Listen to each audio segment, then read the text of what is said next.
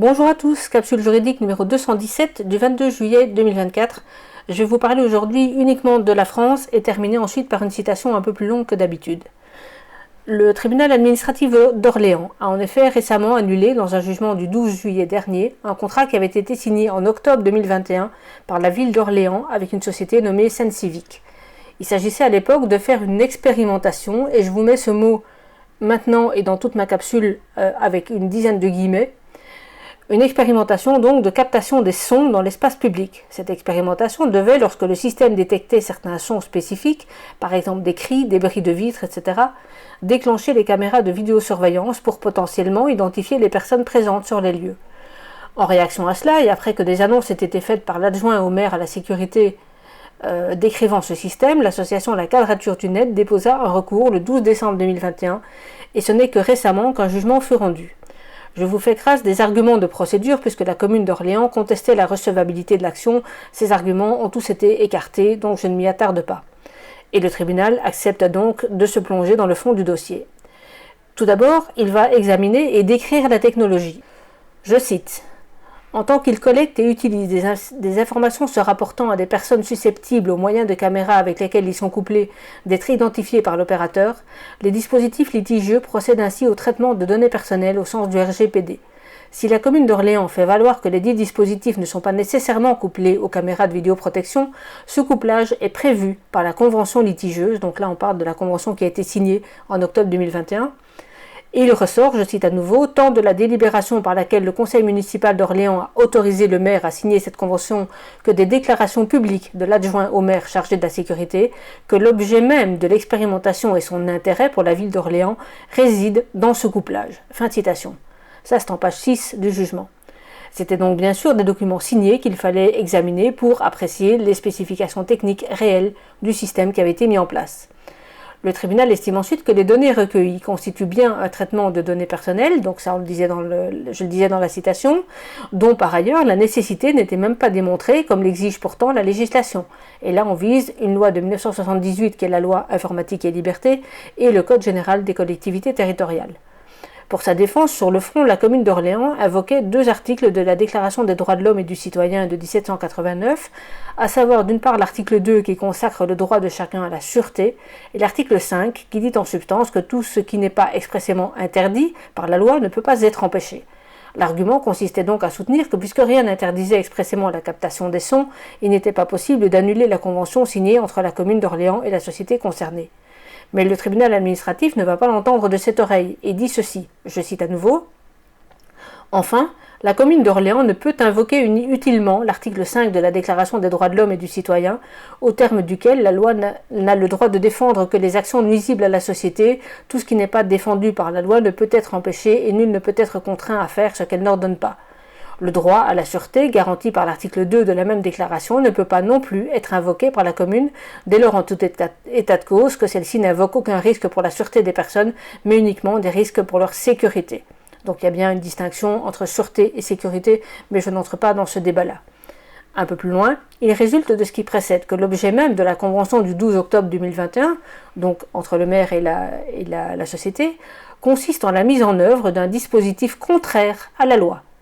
Il y a lieu dès lors de prononcer l'annulation de cette convention dès lors qu'une telle annulation ne porte pas une atteinte excessive à l'intérêt général. Fin de citation. Et il n'est donc pas permis, c'est la conclusion de ce jugement, d'expérimenter, toujours avec une série de guillemets, en dehors du cadre légal. Et les collectivités publiques qui se lancent de plus en plus sur cette voie feraient bien de le garder à l'esprit, car des jugements de cette nature risquent bien de se multiplier, vu le nombre d'expérimentations qui sont menées de tous les côtés et qui ont surtout un but d'effet cliquet, c'est-à-dire un but d'habituer la population à de la surveillance permanente, sans retour probable en arrière, une fois que les investissements auront été effectués par les villes et les communes. Du moins, tant qu'il ne sera pas clairement et judiciairement mis des limites. Car les limites légales existent, mais semblent tout simplement oubliées par toutes ces collectivités qui expérimentent à tour de bras. Et pour terminer, je vais vous lire quelques extraits du dernier ouvrage d'Alexis Haupt qui s'appelle Médiaverse, médiathéisme et complosophisme. Alors comme toujours avec lui, c'est un petit ouvrage, petit format, un peu plus de 100 pages, je crois que ça fait 112 pages, quelque chose comme ça, 116 pages. Et les extraits que je vais vous lire débutent à partir de la page 56 et vont jusqu'à 61, mais évidemment je vous lis pas tout, juste quelques passages. Alors je les prends dans l'ordre dans lequel ils apparaissent, mais évidemment c'est pas l'intégralité des pages en question. Je cite. C'est une expérience éternelle de constater que les hommes s'indignent face à ceux qui nient les crimes du passé, en s'indignant en parallèle devant ceux qui dénoncent les crimes du présent. Je soutiens que durant une période autoritaire, la masse entre dans une véritable forme de déni qui consiste à fermer les yeux sur la réalité trop dure à affronter. Une gouvernance malveillante, coercitive et liberticide. Mais ce n'est pas tout. Une fois l'épisode totalitaire passé, la plupart des individus dans le déni pendant le triomphe des mesures totalitaires continuent à se mentir à eux-mêmes quand on leur reparle du dit épisode. Ainsi, s'ils ferment les yeux face à une réalité totalitaire trop difficile à regarder en face, leur psychisme garde le même réflexe après la dite période. L'émotion a beau être retombée du fait que la terreur érigée par le pouvoir despotique se soit estompée, néanmoins, même quand les gens ne risquent plus rien à dénoncer et sont libres d'analyser les faits à tête reposée, ils se maintiennent dans la cécité pour la simple raison que s'ils reconnaissent avoir vécu le totalitarisme, ils doivent alors reconnaître plusieurs choses qui leur déplaisent. Soit ils se sont fait berner, soit ils ont collaboré avec le totalitarisme par faiblesse, confort, intérêt ou pire par plaisir, soit ils ont été dans le déni. Autant de réalités difficiles à affronter et que leur cerveau préfère encore une fois nier pour se protéger. Ces réalités sont tellement embarrassantes, voire effrayantes, pour la conscience, qu'elles renforcent le déni de tyrannie. En effet, reconnaître que l'on a vécu le totalitarisme sans le savoir, c'est reconnaître que l'on a vécu sans l'avoir combattu ou dénoncé. En d'autres termes, c'est reconnaître qu'on en a été le complice à son insu. Il s'agit d'une réalité insurmontable pour l'esprit ordinaire, celui-là même qui est prédisposé au déni de tyrannie. La force intérieure qui lui a fait défaut pour affronter les abus de pouvoir quand ils étaient là, lui fera tout naturellement défaut pour accepter l'idée qu'il a été l'idiot utile et le complice involontaire d'un régime totalitaire.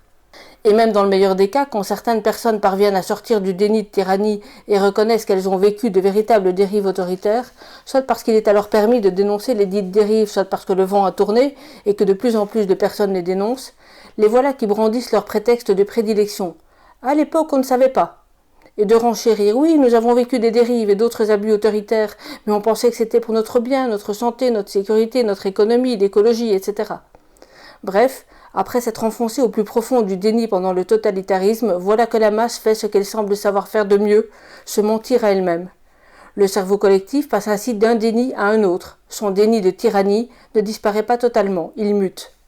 Mais n'en déplaise à la masse, la réalité après une période totalitaire n'est pas qu'à l'époque elle ne savait pas, mais qu'elle ne voulait ou ne pouvait pas, par manque de ressources intérieures, savoir.